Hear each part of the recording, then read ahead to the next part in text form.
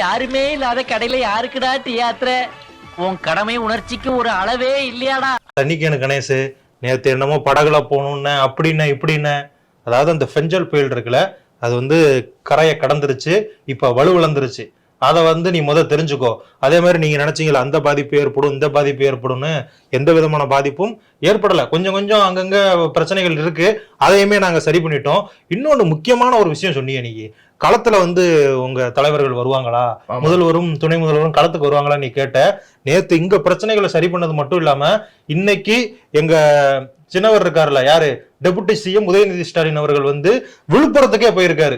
விழுப்புரத்துலயும் கொஞ்சம் பாதிப்புகள் ஏற்பட்டிருக்கு, அந்த பகுதிகளில் போய் ஆய்வு நடத்திக்கிட்டு இருக்காரு. இப்படிப்பட்ட ஒரு அரசாங்கத்தை நீ பார்த்திருப்பியா? சும்மா குறை சொல்லணும், ஏதாவது குற்றம் கண்டுபிடிக்கணும் அப்படின்னு சொல்லிட்டு தான் நீங்க வர்றீங்க. ஆனா உங்களுக்கு எந்த விதமான கண்டென்ட்டும் கொடுக்காம மழை போயிருச்சு, புயலும் போயிருச்சு. உங்களுக்கு இனிமே எந்த இதுவும் வராது தம்பி. நீ எதை பத்தி பேச முடியாது, அதை தெரிஞ்சுக்கோ.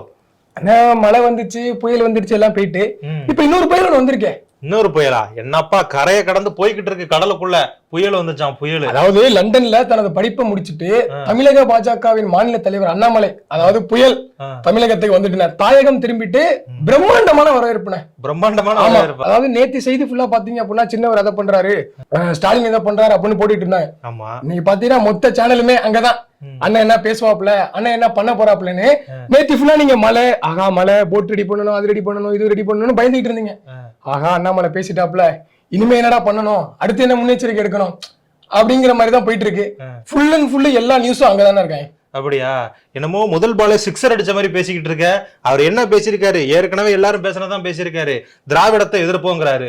எப்பா இதை தானப்பா வருடம் எல்லாரும் பேசிக்கிட்டு இருக்காங்க. சீமான் பேசுறாரு, விஜய் வந்து திராவிடத்தை வந்து பேசிட்டாராம். விஜய் திராவிடம் பேசுறாரு, திமுக திராவிடம் பேசுது, அதிமுக திராவிடம் பேசுது. அவங்க எல்லாம் திராவிட வாக்குகளை பிரிப்பாங்க, தேசியத்தை பேசுற ஒரே கட்சி பாஜக தான், அதனால நாங்க தான் ஜெயிப்போம் அப்படின்னு சொல்லிக்கிட்டு இருக்காரு. ஏன் காங்கிரஸ் வந்து தேசியத்தை பேசலையா? இதெல்லாம் தெரியலப்பா, தெரியாம அரசியலுக்கு வந்துகிட்டு இருக்காரு. இன்னொன்னு, நான் விஜய் வந்து வரவேற்கிறேங்கிறாரு, அதுக்கப்புறமா அக்டோபர் 28 அடுத்து விஜய் வந்து வெளியே வரவே இல்லையேங்கிறாரு. அவருடைய பேட்டியிலே ஒரு குழப்பம் இருக்கு. அவரை நீங்க தான் கொண்டாடணும். போ. அவர் என்ன சொல்றாருன்னா, விஜய நான் அப்போதும் வரவேற்பேன், இப்போதும் வரவேற்பேன் அப்படின்ற மாதிரி சொல்றாரு. பாஜக எல்லா கட்சிகளுக்கும் கேள்வி கேட்போம், அதாவது எல்லா கட்சிகளையும் எதிர்த்து பாஜக கேள்வி கேட்போம் அப்படின்ற மாதிரி சொல்றாரு. அதே மாதிரி இன்னொன்னு சொல்லியிருக்காரு, அதாவது நாங்க வந்து மகாராஷ்டிரால வந்து பாத்தீங்க அப்படின்னா லோக்சபா தேர்தலில் அதிக தொகுதிகள்ல தோத்துட்டோம், ஆனா ஆட்சியை பிடிச்சிக்கிறது நாங்க தான். அதே மாதிரி ஹரியானாலையும் பாத்தீங்க அப்படின்னா மக்களவை தொகுதிகளில் ஒரு சில சீட்டுகளை தான் ஜெயிச்சோம், ஆனா அங்கேயுமே நாங்க திரும்ப ஆட்சியை பிடிச்சிட்டோம். அதே மாதிரி தமிழ்நாட்டுல 40 தொகுதியில் நாங்க தோத்திருந்தாலுமே தமிழகம் மற்றும் புதுச்சேரி சேர்த்து சட்டமன்ற தேர்தலில் எங்களுடைய சிறப்பான பெர்ஃபார்மன்ஸை கொடுத்து அதிக தொகுதிகளில் ஜெயிப்போம் அப்படின்னு சொல்லிட்டு சொல்லியிருக்காரு. இது வந்து மகாராஷ்டிரால நடக்கலாம், ஹரியானால நடக்கலாம், ஆனா தமிழ்நாட்டுல நடக்க வாய்ப்பே இல்லை. ஏன்னா இங்க நடக்கிறது எங்க திராவிட மாடல் அரசு. அதை உங்க அண்ணாமலை கிட்ட போய் சொல்லு. பரவாயில்லையே, நீ பாத்துருப்ப போல இருக்கே. ஆமா, நாங்க பாக்கணும்ல, ஏன்னா அவர் வந்து நீ பாத்துதானே ஆகணும். பயம் ஏற்பட்டுல பயமா தம்பி. நாங்க ஏற்கனவே இந்த டைலாக் நிறைய தடவை சொல்லியாச்சு. எம்ஜிஆரை பார்த்தே பயப்படாத ஒரு இயக்கம், அவரை பார்த்தா நாங்க பயப்பட மாட்டோம். மக்கள்கிட்ட கேட்போம், மக்களை நீங்க சொல்லுங்க, அண்ணாமலை வந்து எங்க திராவிட மாடலுக்கு பயத்தை ஏற்படுத்தியிருக்காரா இல்லையா அப்படிங்கிறத கமெண்ட்ல சொல்லுங்க. சரி, இப்படி சொல்றியே, நான் வந்து அண்ணாமலை அவர்களுடைய பேட்டியை பார்த்ததை நான் பயந்துட்டேன் அப்படின்னு சொன்னியே, நீ வந்து நேத்து எங்க கொடி லைட்டா கிழிஞ்சிருந்தது, அதை வந்து நீ போட்டோ எடுத்துட்டு வந்துட்ட, வீடியோ எடுத்துட்டு வந்துட்ட, அப்ப உனக்கு எங்க மேலேயும் பயம் இருக்குல்ல, அதை சொல்ல மாட்டியே. இன்னைக்கு ஏதாவது கொடி பத்தி ஏதாவது பிரச்சனை வச்சிருக்கியா? ஆனா கொடின்னு தானே ஞாபகம் வருது. சமீபத்துல நம்ம டிவிக்கு மாநாடு நடந்துச்சு விக்கிரபாண்டியில. ஆமா, பெரிய கொடி ஒண்ணு ஏத்துனாங்களே. ஆமா தம்பி, மிகப்பெரிய கொடி ஏத்துனாங்க. அதாவது உங்க ஆட்சி காலத்துல இப்ப புயல் மழை பெஞ்சுக்கிட்டு இருக்குல்ல, அதே மாதிரி விக்கிரபாண்டியிலயும் பலத்த காத்து வீசி இருக்கு. அந்த தளபதி வெற்றி கழகத்துல ஒரு கொடி. தளபதி வெற்றி கழகமா? என்னப்பா நீ பாஜக காரங்கிற, தளபதி வெற்றி கழகங்கிற, தமிழக வெற்றி கழகம்பா. அதானே, அப்படி ஒரு கட்சி இருக்கிறதே தெரியல, அதனாலதான் அப்படி அப்படியே இதா ஆகுது. அதாவது இந்த டிவிக்கு கொடி இருக்குல்லண்ணே, அது கிளியிற நிலைமைக்கு போயிருந்திருக்கு. அது அவங்களோட டிவிக்கு கட்சி தொண்டர்கள் எல்லாம் சேர்ந்து அந்த கொடியை காப்பாற்றி கட்டிட்டாங்கண்ணே. அதாவது நீங்க கிழிச்சிட்டீங்க, உங்க கொடி வந்து கிழிஞ்சு தாறு தாரா தொங்குனுச்சு, அவங்க கொடி கிளிய போனதை அவங்க காப்பாத்திட்டாங்கண்ணே. இன்னைக்கு பாத்தீங்கன்னா சமூக வலைதளங்கள்ல அதுதான் மிகப்பெரிய ஒரு ட்ரெண்டா போயிட்டு இருக்கு. ட்ரெண்டா போய்கிட்டு இருக்கு. அந்த வீடியோவை நானுமே பார்த்தேன். கார்ல போறாங்க, அப்படியே கொடி இப்படி லைட்டா இதா இருக்கு, அவங்க போய் ஏதோ கெட்டுறாங்க, கடைசியில் அந்த கொடியை அகற்றிட்டாங்க, கொடியை கழட்டிட்டாங்கன்னா சொல்றாங்க. அது எந்த அளவுக்கு உண்மை நமக்கு தெரியல. என்ன இருந்தாலுமே கொடிங்கிறது பறந்துகிட்டே இருக்கணும். தமிழ்நாட்டுல எப்பவுமே எங்க கொடி தான் பறக்கும். அதை நீங்க தெரிஞ்சுக்கோங்க. உங்க காவி கொடிக்கு இங்க இடமே கிடையாது. அண்ணே, இப்படியே நீ பேசிட்டு போன தேர்தலில் பாத்தியா, 11% ஓட்டு வாங்கிட்டோம். தம்பி அதெல்லாம் விட நான் இன்னொரு செய்தி வச்சிருக்கேன்ப்பா. அதாவது நான் சீமான் அண்ணன் இருக்காருல்ல, அவர் பேசுறதுலாம் நமக்கு கொஞ்சம் என்ன சொல்றது உடன்பாடு இல்லதான், எங்களையுமே அப்பப்ப திட்டுறாரு. ஆனா அவர் வந்து ஒரு வேலிடான பாயிண்ட் ஒண்ணு எடுத்து பேசியிருக்காருப்பா. அதாவது கர்நாடகா, நீங்க வந்து இதுக்கு முன்னாடி ஆட்சி பண்ணீங்கல்ல, பாஜக ஆட்சியில இருந்த அந்த கர்நாடகால ஒரு நீதிபதி இருக்காரு. கர்நாடகா ஹைகோர்ட் நீதிபதியா இருக்கக்கூடிய திரு இந்திரகுமார், அவர் என்ன சொல்லியிருக்காருன்னு பாத்தீங்கன்னா, பிரிட்டிஷ் ஆட்சியில பெங்களூருவில் தமிழர்கள், அதாவது நம்ம தமிழ் மக்கள்லாம் பெங்களூரும் தமிழர் பகுதியா தானே இருந்துச்சு ஒரு காலகட்டத்துல. அப்ப வந்து நம்ம அடிமைகளாம இருந்தோம், தமிழர்கள் அங்க அடிமைகளா இருந்தாங்க. ஆனா கன்னடர்கள் அப்படி இல்ல, அவங்க எல்லாம் வசதியா இருந்தாங்க அப்படிங்கிற மாதிரி எல்லாம் சொல்லியிருக்காரு தம்பி. இது வந்து இணையத்துல மிகப்பெரிய பாதிப்பை ஏற்படுத்தியிருக்கு. குறிப்பா சொல்லணும் அப்படின்னு பாத்தீங்கன்னா, தமிழர்கள்லாம் ரொம்ப கோவத்துல இருக்காங்க.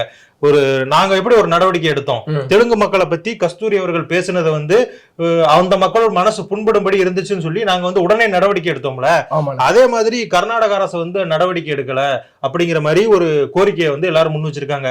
அவங்க வந்து எங்க கூட்டணி கட்சி தான் காங்கிரஸ், இருந்தாலுமே வந்து ஒரு தப்பு நடந்துச்சு அப்படின்னா நாங்க வந்து குரல் கொடுப்போம், அந்த நீதிபதி மேல கடுமையான நடவடிக்கை எடுக்கணும். அண்ணே, உன் கூட்டணி கட்சி தான் காங்கிரஸ், நீ கோரிக்கை வைக்கிற ஒரு தொண்டனா, உங்க தலைவரோ, அதாவது உன் பாஷையில சொல்லணும்னா உங்க முதலமைச்சரோ உங்க துணை முதலமைச்சரோ இதை பத்தி பேசவே இல்லையே. இப்ப அவங்க மழை பிரச்சனையில பிஸியா இருக்காங்க. மழை நின்னதுக்கு அப்புறமா அந்த மக்களுடைய மழைதான் நின்னுட்டு எங்க மழை வந்துட்டுல, இயல்பு வாழ்க்கை திரும்பட்டும். எப்ப பார்த்தாலும் அண்ணாமலை அண்ணாமலைன்னு சொல்லிக்கிட்டு இருக்க, வேற ஆளே இல்லையா தமிழ்நாட்டுல, கொஞ்சம் அமைதியா கடை. அதான் என்ன சொல்றேன் அப்படின்னா, நீ பேசியே என்ன குழப்பி விட்டுறியா தம்பி. அதானே அண்ணாமலை வந்துட்டாங்க. மழையெல்லாம் நின்னதுக்கு அப்புறமா முதல்வர் அவர்களும் துணை முதல்வர் அவர்களும் இதை பத்தி அறிக்கை விடுவாங்க, கண்டனம் தெரிவிப்பாங்க. காங்கிரஸ் அரசாங்கம் அவரை கைது செய்ய வைப்போம். அதுதான் எங்களுடைய ஒரே கோரிக்கை. தம்பி, நம்ம சென்னையில மழை பெஞ்சிருக்கு அப்படிங்கறத பத்தி தான் பேசிக்கிட்டு இருக்கோம். எப்பவுமே சென்னையில மழை பெஞ்சாதான் செய்திகள்லாம் காட்டுவாங்க. ஆனா இப்ப வந்து பாத்தீங்க அப்படின்னா விழுப்புரத்துலயும் மிகப்பெரிய மழை பெஞ்சிருக்கு. எத்தனை சென்டிமீட்டர் ஏதோ சொன்னாங்களே, 37 சென்டிமீட்டர் வந்து மழை பெஞ்சிருக்கு. அது மட்டும் இல்லாம 1000 வீடுகளுக்கு மேல வந்து வெள்ளம் வந்து உள்ள புகுந்திருக்கான், அதாவது வீடுகளுக்குள்ள. இது வந்து அந்த மக்களுடைய இயல்பு வாழ்க்கை எல்லாம் பாதிக்கப்பட்டிருக்கு. சோ சின்னவர் அவர்கள் களத்துல இறங்கி இருக்காரு. அங்க போய் அங்க மக்களுக்கு என்னென்ன தேவை, என்னென்ன உதவிகள் பண்ணணும் அப்படிங்கறதெல்லாம் கேட்டு தெரிஞ்சுக்க போயிருக்காரு. ஆமாண்ணே, சின்னவர் அங்க களத்துல இருக்காருன்னு காலையில நான் எதுலயுமே பார்த்தது இல்ல, அதான் உன்கிட்ட கேட்கப்பா. நீ வந்து உங்களுக்கு ஆதரவான ஊடகங்களை பாத்துக்கிட்டு இருக்க, பொதுவான ஊடகங்கள், நடுநிலையான ஊடகங்களை பாரு, அவங்கதான் உண்மையை சொல்லுவாங்க, நாங்க எவ்வளவு கஷ்டப்படுறோம் அப்படின்னு சொல்லி மக்களுக்காக. ஓகேண்ணே, நம்ம சீமான் அண்ணா வந்து தமிழர்களுக்கு ஆதரவா நிறைய இடத்துல பேசிட்டு இருக்காரு. ஆனா அவர் கட்சியில அவரை பத்தி பேசுறதுக்கே ஆள் இல்லையே. என்ன தம்பி சொல்ற, அவருக்கு எதிராக பேசுறாங்களா? எதிராக பேசுறாங்க. நம்ம திருநெல்வேலி மாவட்டத்துல சுமார் ஒரு 200க்கும் மேற்பட்டோர் கட்சியில இருந்து விலகிடுறாங்க. அதாவது நாம் தமிழர் கட்சியில இருந்து விலகி கட்சி அடுத்த கட்டத்துக்கு நகரவே நகராது அப்படின்ற மாதிரி ஒரு பேட்டி ஒண்ணு கொடுத்திருக்காங்கண்ணா. என்னப்பா சொல்ற, அவர் வந்து இப்பதான் ரஜினியை போய் சந்திச்சுட்டு வந்தாரு. அந்த சந்திப்புக்கு பின்னாடி மிகப்பெரிய கூட்டணி பேச்சுவார்த்தை எல்லாம் இருக்கும்லாம் சொன்னாங்க. அது குறித்தும் அண்ணாமலை அவர்கள்ட்ட கேட்டாங்க. அண்ணாமலை என்ன சொன்னாரு அப்படின்னு பாத்தீங்கன்னா, அவர் வந்து அண்ணன் எங்களை வந்து காரசாரமா விமர்சனம் பண்றாரு, அதனால அவர் கூட நாங்க கூட்டணி அப்படிங்கிற பேச்சுவார்த்தை இப்பெல்லாம் கிடையாது அப்படிங்கிற மாதிரி சொல்லியிருக்காரு. சோ எனக்கு தெரிஞ்சு நாம் தமிழர் கட்சி வந்து இப்ப கவலைக்கிடமா இருக்குன்னு தான் சொல்லணும். ஏன்னா சீமான் அண்ணன் மேடையில பேசுறதெல்லாம் பாத்தீங்க அப்படின்னா இப்பெல்லாம் ரொம்ப தரக்குறைவா பேசலாம் ஆரம்பிச்சிட்டாரு. அவங்கிறாரு இவங்கிறாரு, பத்திரிகையாளர்கள் அசிங்கமா திட்டுறாரு. ஸோ இதெல்லாம் மாத்திக்கணும் அப்படிங்கிறதா நம்மளுடைய கோரிக்கை. ஏன்னா அவர் நம்ம அண்ணன் தானே. என்னப்பா ஆளு புதுசா இருக்க, மண்டை கண்டெல்லாம் ஒரு மாதிரி வெட்டி இருக்கு, என்னப்பா முடி வெட்டு இப்படி இருக்கு? அது ஏன்னா கேக்குறீங்க, இந்த ஹேர் கட் பண்ண போனேன், அப்படியே தூங்கிட்டேன்னு. தூங்கிட்டியா? என்னப்பா தூங்குறதுக்கு உனக்கு இடம் பொருள் எவ்வளவு தெரியலையா? முக்கியமான வேலைகள்லாம் பாக்குறப்ப தூங்கக்கூடாது, சரியா? சரி, இங்க என்ன டீ குடிக்க வந்திருக்க? டீ கடைக்கு டீ குடிக்க வராம வருதுக்கு வருவாங்க. எப்பா உனக்கு ஒரு விஷயம் தெரியாது, நம்ம டீ கடைக்கு வர்றவங்க எல்லாம் இருக்காங்கல்ல, டீ மட்டும் குடிச்சிட்டு போக மாட்டாங்க, டீயே கூட குடிக்க மாட்டாங்க. ஆனா என்ன பண்ணுவாங்க, வந்து எங்க ஆட்சியை பத்தி குறை சொல்லுவாங்க, குத்தம் சொல்லுவாங்க, அங்க அப்படி நடந்துச்சு இங்க அப்படி நடந்துச்சுன்னு புறணி பேசுவாங்க. அதனால நீயுமே அதுக்கு தான் வந்திருக்கன்னு நினைச்சேன். உனக்கு அப்படிலாம் எதுவும் இல்லைல்ல? அதெல்லாம் இல்லைண்ணே, டீயை போடுங்கண்ணே. சரி, டீயை போடுறதுக்கு முன்னாடி நான் ஒரு சில விஷயங்கள் உன்கிட்ட பேசிக்கிறேன். ஏன்னா எல்லாரும் செய்தியா பேசி பேசி பழகிருச்சு. நான் ஒரு செய்தி வச்சிருக்கேன், முக்கியமான செய்தி தம்பி. என்ன செய்தி தெரியுமா? அதாவது நடிகர் சூர்யா இருக்காருல்ல, அவர் நடிச்ச படம் வந்து கங்குவா, அது வெளியாச்சு. படம் வந்து நல்ல படம். ஆனா என்ன பண்ணிட்டாங்க, இந்த பாமக குரூப், உங்களை மாதிரி பாஜக குரூப்லாம் என்ன பண்ணிருச்சுன்னா, அந்த படம் நல்லா இல்லை அப்படிங்கிற மாதிரியான ஒரு என்ன சொல்றது, ஒரு பிம்பத்தை ஏற்படுத்திட்டாங்க. இதனால நிறைய ட்ரோல் பண்ணப்பட்டுச்சு அந்த படம். ஆனா அந்த படம் அப்படி இல்லை தம்பி. சும்மா சொல்லாதீங்கண்ணே, நான் நல்லா இருந்தா நல்லா இருக்குன்னு சொல்ல போறாங்க, நல்லா இல்லைன்னா நல்லா இல்லைன்னு சொல்ல போறாங்க. அந்த படம் நல்லா இல்லைன்னு விமர்சிச்சிருக்காங்க. இதுல அங்க தப்பு இருக்கு தம்பி? அப்படிலாம் கிடையாது. ஒரு நல்லா இல்லாத படத்தையா 100 கோடிக்கு அமேசான் பிரைம் வாங்கியிருக்கு. ஓடிடியில வெளியிடுறதுக்காக அமேசான் பிரைம் வந்து நம்ம கங்குவா படத்தை 100 கோடி ரூபாய்க்கு வாங்கியிருக்காங்க. ஒரு படம் தோல்வி அடைஞ்சிருச்சு அப்படின்னு தெரிஞ்சா எப்படிப்பா இவ்வளவு காசு செலவழிச்சு வாங்குவாங்க? இந்த சினிமா கதையெல்லாம் விடுங்க.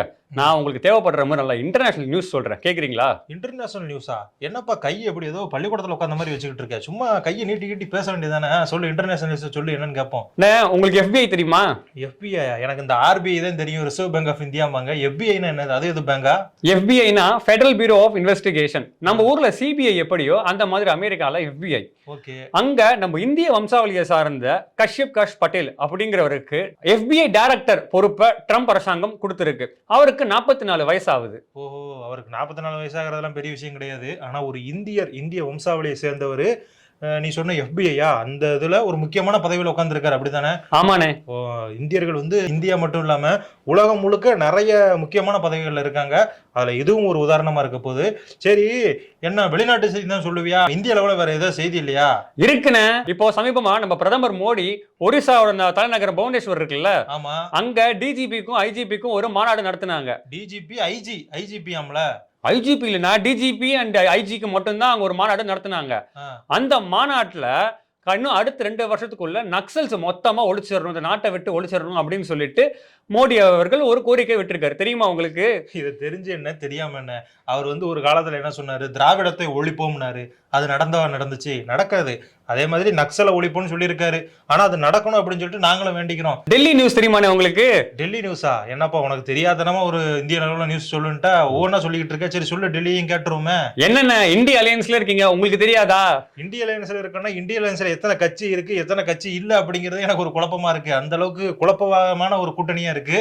நீ எந்த கட்சியை பத்தி சொல்ல போற? ஆம் ஆத்மி பார்ட்டியோட தலைவர் அரவிந்த் கெஜ்ரிவால் இருக்காருல்ல, அவரை பத்தி தான் நான் சொல்றேன். அவரை பத்தியா? அவர் மூஞ்சில ஏதோ கொண்டு எரிஞ்சிட்டாங்களாமே. ஆமாண்ணே, அதை பத்தி தானே நானும் சொல்ல வந்தேன். அவருக்கு எந்த அளவுக்கு ஒரு அதிருப்தி இருந்தா, ஒரு சஸ்பீஷியஸ் மேன், அது என்ன ஒரு லிக்விட்னே தெரியல, அவர் பிரஸ் மீட் கொடுத்துட்டு இருக்கும் போது, நடந்து வந்துட்டு இருக்கும் போது எடுத்து போட்டுட்டாரு. பாத்தீங்களா? அந்த மாதிரி ஒரு அலையன்ஸ் கூட தான் நீங்க கூட்டணி வச்சுக்கிட்டு இருக்கீங்க. என்னப்பா பண்றது? அவர் வந்து முதல்வர் பதவியில இருந்து விலகிட்டாரு. ஏற்கனவே இதுக்கு முன்னாடி அவர் வந்து தேர்தலில், அதாவது கட்சி ஆரம்பிச்சு தேர்தலில் நிக்காத சமயத்துல அவரை வந்து அடிக்கலாம் செஞ்சாங்க. ஒரு ஆட்டோ டிரைவர்லாம் வந்து அடிச்சாரு. அது மாதிரி நடந்திருக்கு.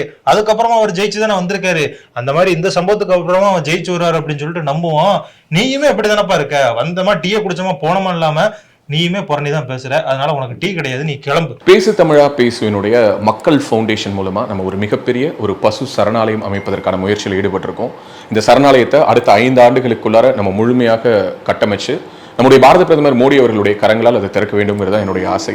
இந்த பசுக்கள் சரணாலயத்திற்கு என்னுடைய கான்ட்ரிபியூஷனா நான் ஏதாவது கொடுக்கணுங்கிற எண்ண ஓட்டத்தின் அடிப்படையில் கிட்டத்தட்ட 10 ஆண்டுகளுக்கு மேல நான் கலெக்ட் பண்ண கலை பொருட்கள் அனைத்தையும் விற்று அதன் மூலமாக திரட்டப்படக்கூடிய தொகை என்னவோ அதை இந்த மக்கள் ஃபவுண்டேஷனுக்கு, இந்த பசு சரணாலயம் திட்டத்திற்கு என்னுடைய கான்ட்ரிபியூஷனா கொடுக்க போறேன். இந்த பொருட்கள் அனைத்துமே நம்முடைய பேசு தமிழா பேச அலுவலகத்தில் விற்பனைக்கு இருக்குது. கீழே இருக்கக்கூடிய இந்த கான்டாக்ட் நம்பருக்கு நீங்க கால் பண்ணி இது பற்றின மேலதிக விவரங்களை நீங்க தெரிஞ்சுக்கலாம். அது மட்டும் இல்லாம மக்கள் ஃபவுண்டேஷனுடைய அக்கௌண்ட் நம்பரை இந்த வீடியோடைய டிஸ்கிரிப்ஷன்ல கொடுத்திருக்கோம்.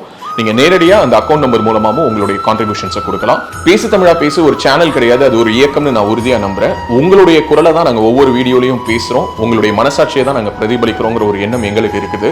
அதே எண்ணம் உங்களுக்கு இருந்ததுன்னா தொடர்ந்து பேசு தமிழா பேசுவனுடைய முயற்சிகளுக்கு நீங்க கொடுக்கக்கூடிய ஆதரவை இந்த பசுக்கள் சரணாலயம் திட்டத்திற்கும் கொடுக்கணும்னு சொல்லி ரொம்ப தாழ்மையோடு கேட்டுக்கிறேன். உங்களுடைய அன்பாலையும் ஆதரவாலையும் தான் பேசு தமிழா பேசி இயங்கிட்டு இருக்கு. அதற்கு என்றென்றைக்கும் நன்றி. இந்த வாரத்துல 7 நாள், இந்த 7 நாள் 7 கிழமைகள்ல பிறந்திருந்தா அவங்களுக்கு எந்த மாதிரி விஷயங்கள் இதெல்லாம் செஞ்சா அவங்களுக்கு இதெல்லாம் இன்னும் கொஞ்சம் சக்சஸ்ஃபுல்லா இருக்கும், பவர்ஃபுல்லா இருக்கும்? ஏன்னா ஒரு கிழமையை போய் பெருசா பேசணுமா அப்படின்னா, நம்முடைய ஜோதிட சாஸ்திரமும் அந்த வான சாஸ்திரத்தையே வாழ்க்கையா வச்சிருந்தவங்க நம்முடைய மக்கள். இந்த மாதிரி ஆன்மீகம் மற்றும் ஜோதிடம் சார்ந்த இன்னும் பல வீடியோக்கள் பார்க்கணுமா? மறக்காம திருவருள் டிவிக்கு சப்ஸ்கிரைப் பண்ணுங்க. திருவருள் டிவியுடைய சேனல் லிங்க் இந்த வீடியோடைய டிஸ்கிரிப்ஷன்ல இருக்கு.